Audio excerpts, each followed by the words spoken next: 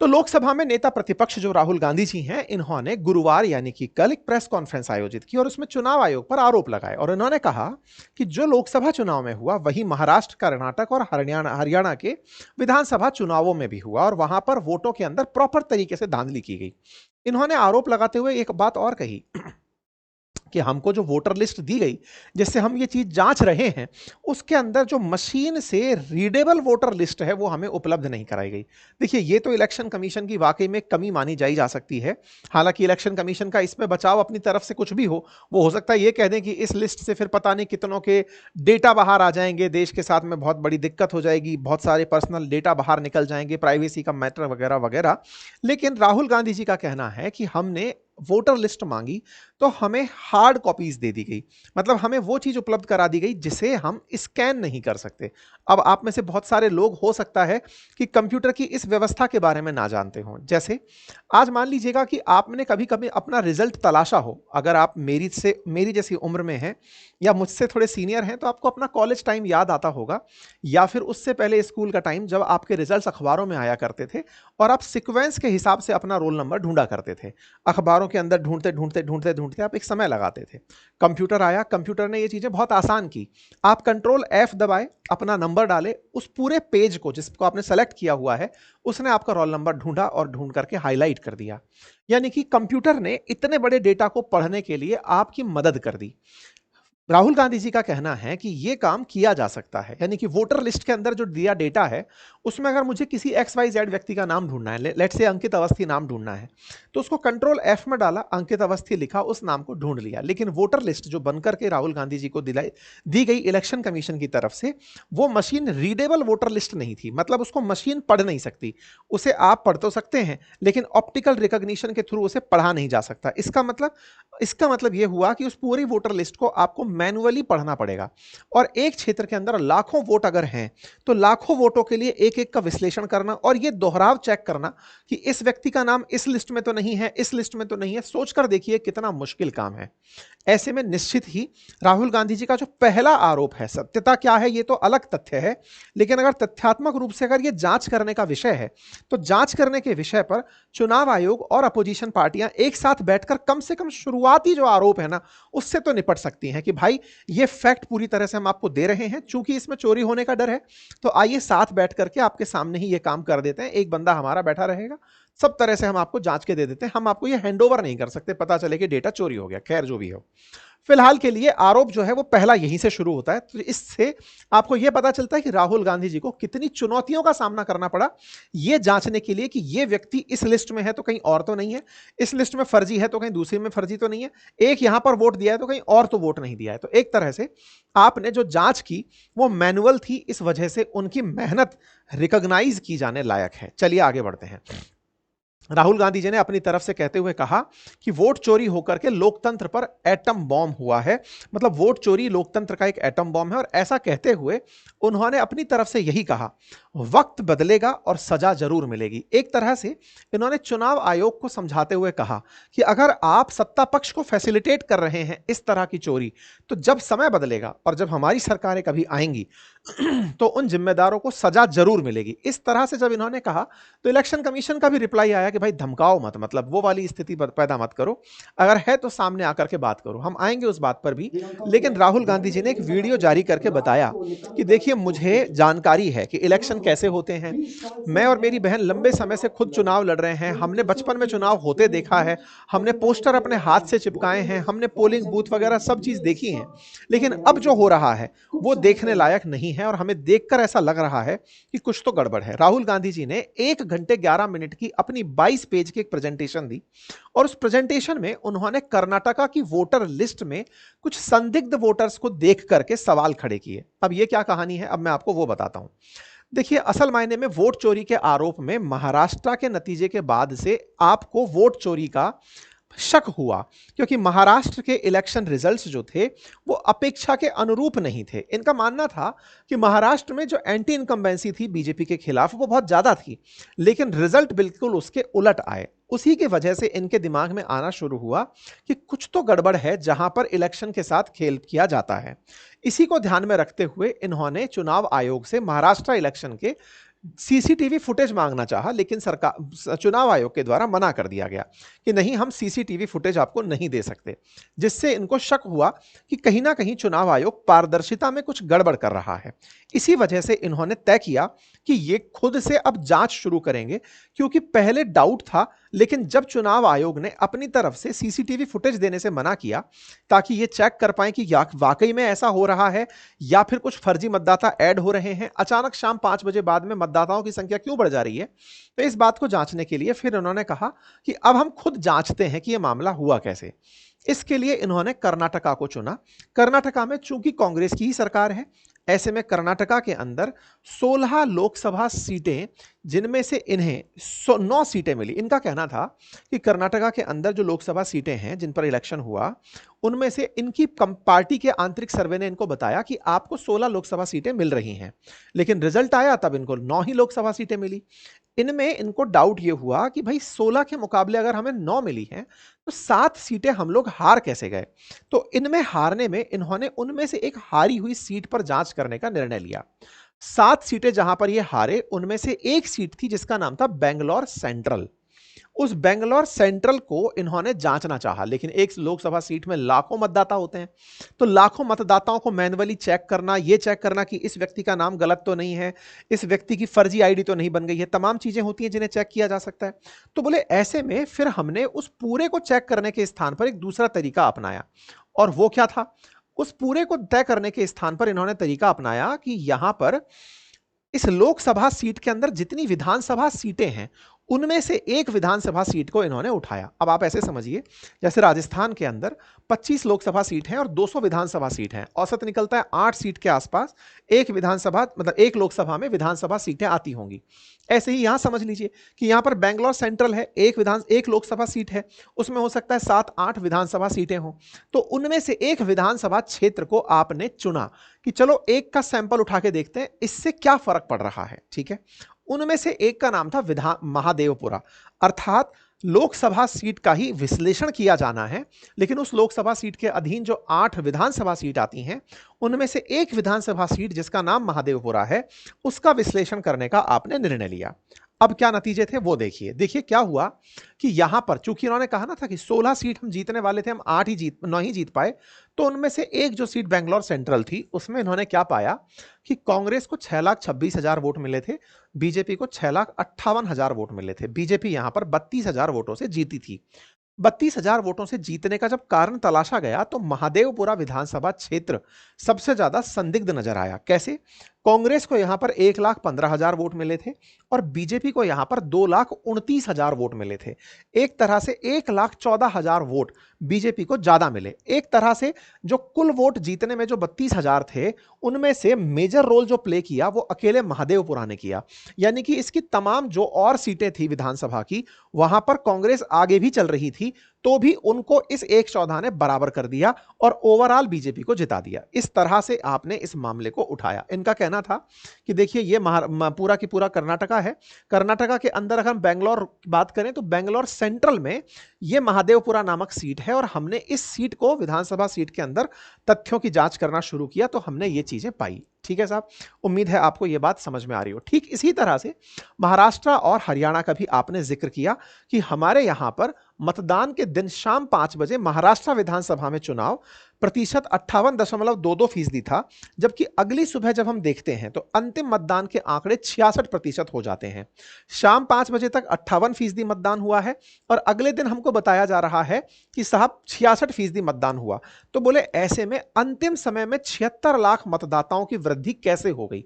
हालांकि इसके बारे में चुनाव आयोग कई बार कह चुका है कि हम लोग जब आपको 5 बजे वाला आंकड़ा देते हैं वो उससे थोड़ा समय पहले का आंकड़ा होता है, एग्जैक्ट आंकड़ा प्रोसेस नहीं हो पाता, क्योंकि इतने बड़े राज्य के अंदर चुनाव चल रहा है, सब जगह से डेटा आना, 5 बजे तक का डेटा देते देते भी टाइम लगता है, और जो मतदाता केंद्र में लोग आए हुए होते हैं मतदान केंद्र में, तो वो लास्ट में सबसे ज्यादा लोग आते हैं, और पूरे क्षेत्रों में जब लोग ज्यादा आते हैं तो ओवरऑल जब मतदान की बारी आती है तो वो निकलते हुए डेटा प्रोसेस करने में समय लगता है, तो ये ओवरऑल सीट निकल कर आती है। लेकिन राहुल गांधी जी ने इसी के बारे में कहा था, अगर आप लोग सच है तो हमें सीसीटीवी फुटेज दिखा दो कि कैसे कैसे वोटर जहां पे वोटिंग बूथ थे वहां पर कितनी लंबी लाइन लगी थी, हमें वो दिखा दो। चुनाव आयोग ने मना कर दिया था। तो इसी से ये उखड़ गए थे कि एक तरफ तो आप अचानक 8% वोट बढ़ा दे रहे हो और उसके बाद में ये बोल देते हो कि हमको आपको कैमरा नहीं दिखाना है, इसका मतलब दाल में कुछ काला है। और यहीं से इन्होंने ये तय किया कि कुछ तो गड़बड़ है, इसको चल के चेक किया जाएगा।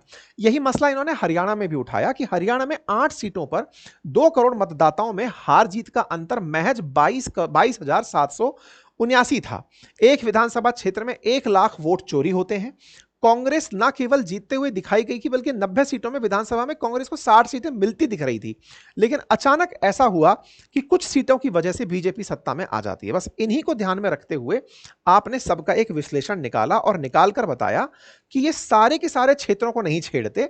इलेक्शन कमीशन में रिगिंग जो है या गड़बड़ी जो है वो कुछ सीटों पर की जाती है और उन कुछ सीटों में तरीके अपनाए जाते हैं वोट चोरी के।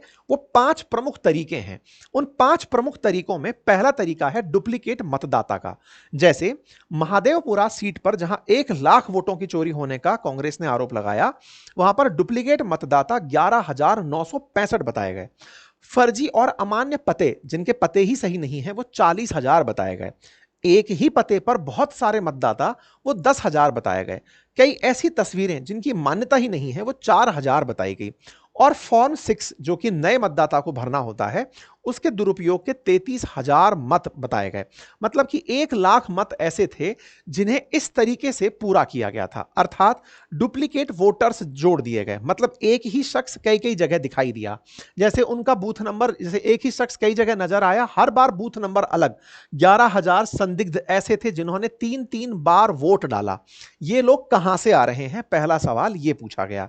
दूसरा था फेक एड्रेस वाला। फेक एड्रेस में इन्होंने कहा या तो पता है ही नहीं, या पते में जीरो, हाइफन, हैशटैग जैसे चिन्ह डाले हुए हैं, या ऐसे पते जो जांचे ही नहीं जा सकते, इस तरह के पते। इनका कहना था कि जीरो नाम से पता कैसे हो सकता है। तो ऐसे 40,000 से ज्यादा वोटर्स फर्जी पते के साथ पाए गए। ठीक है साहब, इसको इन्होंने इस तरह से दिखाया भी था कि house number 0, house number 0, house number 0, house number 0। इसको कई जगह पर कुछ लोगों का मानना है कि बहुत से जगह पर ऐसा होता है जहां हाउस नंबर डाले ही नहीं जाते। अगर आप गांव देहात या रूरल किसी एग्रीकल्चर कॉलोनी में जाते हैं तो वहां पर हाउस नंबर का कंसेप्ट ही नहीं होता है। बहुत लंबे समय तक एग्रीकल्चर कॉलोनी में लोग इस तरह से पता बताते हैं कि गली में नाले से इतना दूर पर हमारा घर, इतना चौथा हमारा घर, पांचवा हमारा घर। बहुत सी जगहों पर लोगों को अपने घरों के पते नहीं होते। हाउस नंबर का कंसेप्ट हालांकि देश में सब जगह वैलिडेट नहीं होता, संभवतः आपके पड़ोस में भी ना होता हो। हालांकि फिर भी इलेक्शन कमीशन ने चूंकि उसे 0 डाला, तो इन्होंने इस पर सवाल खड़े किए कि 0 नंबर हाउस कैसे हो सकता है। खैर जो भी हो, इलेक्शन कमीशन फिर अपनी बात रखेगा।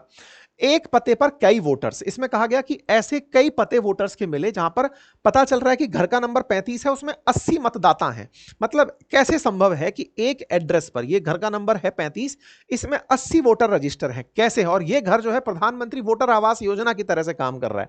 मतलब एक छोटे से घर में 80 मतदाताओं को कैसे दिखाया जा सकता है? मतदाता है और उनका सेम एड्रेस कैसे संभव है? यह जानकारी इन्होंने रखी कि भाई ये बात कैसे संभव है कि एक कमरे में 80 लोग रह कैसे सकते हैं। अवैध फोटो की बात, बोले कई जगह पर मतदाता सूची के अंदर फोटोज जो लगी हैं, वो फोटोज बहुत ही छोटी छोटी मिनिएचर फोटो लगी हैं जिन्हें पहचानना बहुत मुश्किल है। जैसे आप और हमारी जो फोटोज होती हैं वो A4 साइज की फोटोज होती हैं, माफी चाहूंगा, पासपोर्ट साइज फोटोज होती हैं। लेकिन यहां पर जो विषय वस्तु रखी गई उसमें बताया गया कि पासपोर्ट साइज फोटो ना होकर के यहां पर फोटोज कुछ अलग तरह की थी, यानी कि बहुत ही मिनिएचर टाइप की फोटोज थी जो यहां पर दिखाई गई। ठीक है, इसी प्रकार से फोटोज के साथ साथ एक पते पर कई वोटर हो गए, अवैध फोटो की बात हो गई।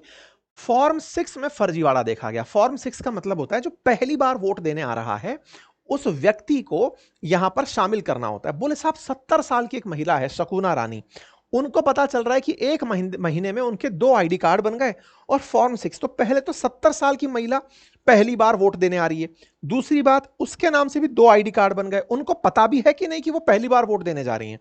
इस तरह से बोले ये फर्जीवाड़े हुए हैं। फॉर्म 6 के दुरुपयोग से 33,692 नए नाम जोड़े गए। पहली बार मतदाता जो बन रहे थे उनके नाम पर फर्जी मतदाता सूची बनाकर वोट डाल दिए गए। दोनों तरफ शकुना रानियां मतदान के अंदर उपलब्ध करा दी गई। ऐसी अस्पष्ट जो तस्वीरें थी, उन अस्पष्ट तस्वीरों से यही नहीं पता चल सकता कि जब वो व्यक्ति वोट देने जाएगा तो आप उस व्यक्ति को तस्वीरों से पहचानोगे कैसे। इस तरह से महादेवपुरा नामक जो सीट है उस पर 1 लाख लोगों के वोट चोरी किए गए, या फिर कहिए 1 लाख फर्जी वोट डाले गए।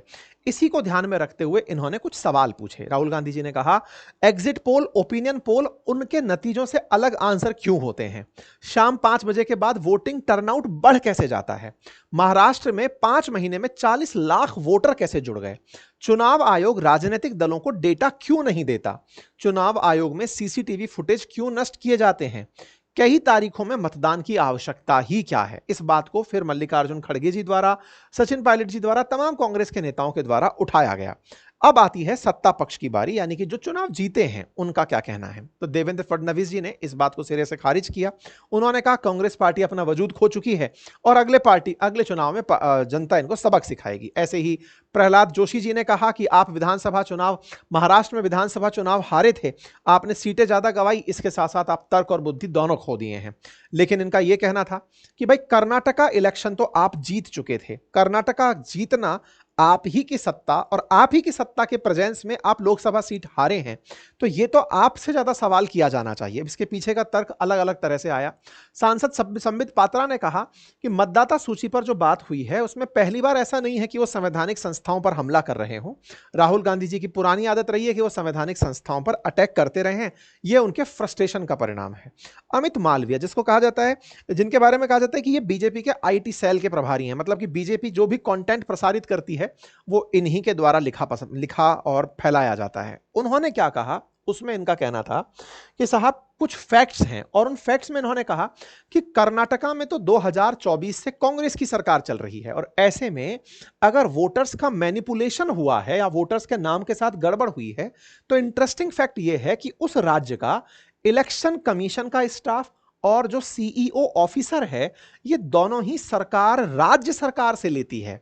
मतलब केंद्र सरकार की तरफ से या इलेक्शन कमीशन ऑफ इंडिया की तरफ से वोटर लिस्ट तैयार करवाने का काम भी अगर दिया गया था तो वो तो राज्य सरकार को दिया गया था। तो राज्य सरकार के अधिकारियों ने आप लोगों की सरकार में इतनी बड़ी अगर गलतियां की हैं तो पहले तो ये आप ही से सवाल होना चाहिए। दूसरा सवाल क्या था, इनका कहना था कि as for the claim of duplicate voter, fake address or missing photos and misuse form 6, there is absolutely no evidence that any of this benefited only the BJP. दूसरा पॉइंट उन्होंने लिखा कि ऐसा नहीं है कि आपको लग रहा है कि 1 लाख नए वोटर, मतलब वोटों की चोरी हुई है, ये कैसे कह सकते हो कि ये 1 लाख बीजेपी को ही वोट देने चले गए।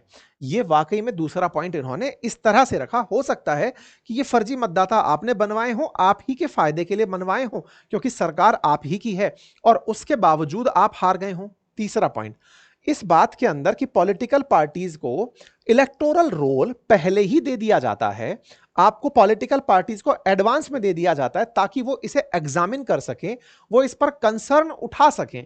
तो आपने इन पर पहले काम क्यों नहीं किया, हारने के बाद क्यों चिल्लाया?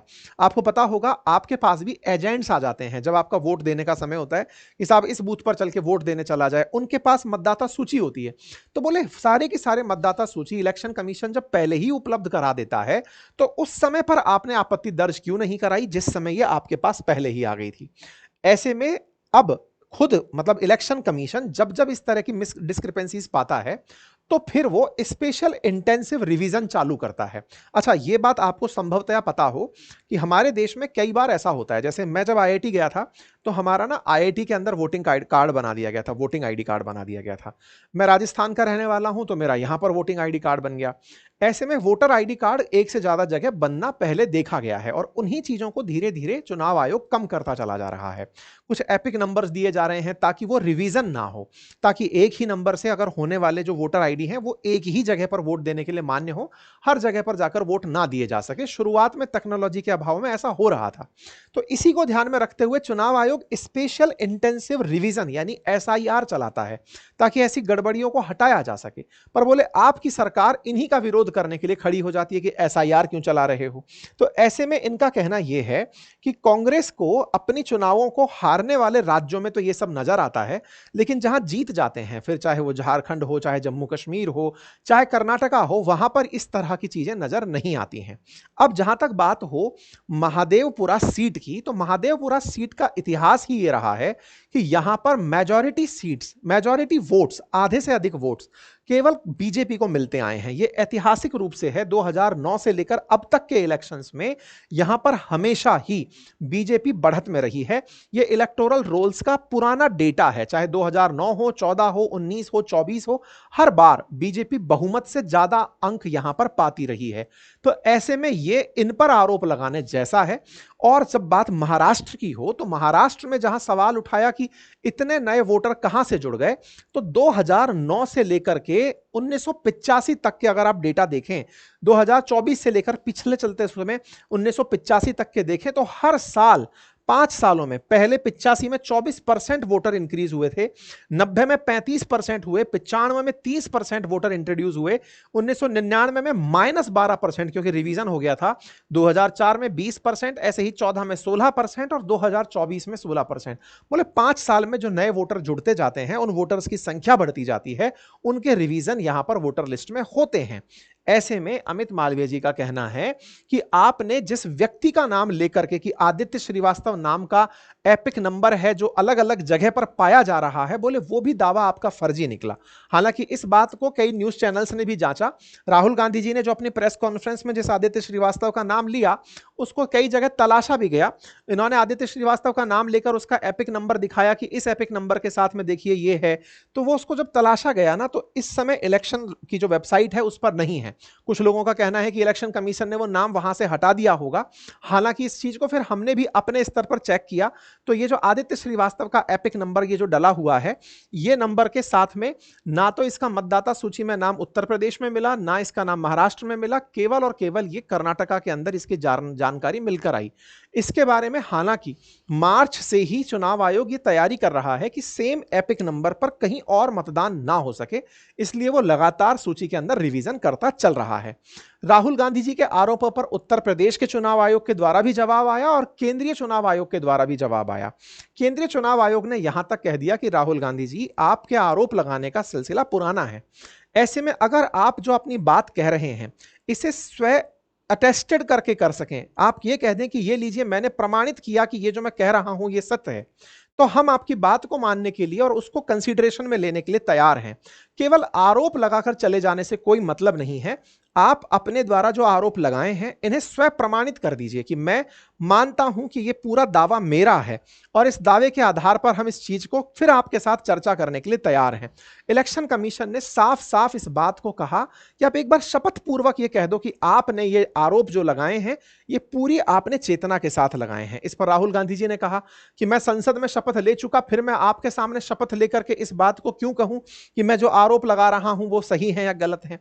इस पर चीफ इलेक्टोरल ऑफिसर कर्नाटका, सब लोगों ने अपनी अपनी तरफ से जानकारी देते हुए पुष्टि की। इस पर इलेक्शन कमीशन के द्वारा कहा गया, either sign declaration or apologize for the absurd allegation. या तो आप एक शपथ पत्र लेकर के ये साइन करिए कि मैं इस बात में झूठ कह रहा हूं या सच कह रहा हूं, ये खुद से प्रस्तावित कर दो कि मैं शपथ पूर्वक ये आरोप लगाता हूं। नहीं तो आप इस पर माफी मांगिए कि आप हम पर गलत आरोप लगा रहे हैं। इलेक्शन कमीशन ने फिर अपनी तरफ से डेटा निकालने शुरू किए। इलेक्शन कमीशन ने प्रॉपर तरीके से इनके जितने भी क्लेम थे उनको मिसलीडिंग करार देते हुए कहना शुरू किया कि राहुल गांधी जी ने जो चुनाव आयोग पर आरोप लगाए हैं उनके पुराने जितने भी मामले हैं उस पर इलेक्शन कमीशन ने उनसे हर बार जवाब मांगे हैं। 12 जून 2025 को भी राहुल गांधी जी को मेल भेजा गया, उन्हें एक पत्र भी भेजा गया। उनसे कहा गया कि चुनाव आयोग को आपका उन्होंने कभी भी किसी मुद्दे पर चुनाव आयोग को कोई पत्र नहीं भेजा। ये बहुत अजीब और बेतुके आरोप हैं कि चुनाव आयोग और उसके कर्मचारियों को धमकाया जा रहा है। चुनाव आयोग ऐसे सभी गैर जिम्मेदाराना बयान को नजरअंदाज करता है और अपने सभी कर्मचारियों को निष्पक्ष और पारदर्शी तरीके से काम में रहने का अनुरोध करता है। इलेक्शन कमीशन ने बकायदा इनको वो पुराना लेटर दिखाया कि आपको ये लेटर हमने भेजा था जब आप आरोप लगा रहे थे। ऐसे में राहुल गांधी जी के द्वारा अपनी तरफ से यह कहकर इससे किनारा किया गया कि मैं जब संसद में पहले शपथ ले चुका हूं तो आपके सामने शपथ लेकर यह आरोप क्यों लगाऊं। खैर, जनता इन चीजों को देख रही है। धीरे धीरे इलेक्शन कमीशन अपनी तरफ से सारी सफाइयां पेश करता रहेगा। सत्ता पक्ष जिसके ऊपर आरोप है कि वो इस तरह से चुनाव जीत कर आई है, उसके ऊपर यह जिम्मेदारी बढ़ जाती है कि वो अपने ऊपर लगे आरोपों को पूरी तरह से पारदर्शी तरीके से आम जन को बताए, ताकि लोकतंत्र में जो ये वोट का अधिकार है इससे पारदर्शिता सुनिश्चित हो सके। ऐसा ना हो कि वोट देने में ही लोगों का विश्वास खत्म हो। अगर इस बात में 1% भी त्रुटि है या फिर इसमें 1% भी गलती की गुंजाइश है तो निश्चित ही यह बड़ा सवाल है लोकतंत्र पर। सरकार को चाहिए, इलेक्शन कमीशन को चाहिए और जिम्मेदारों को चाहिए कि वो प्रॉपर ट्रांसपेरेंसी के साथ इस पूरे मामले की जांच करें और जनता के सामने रखें।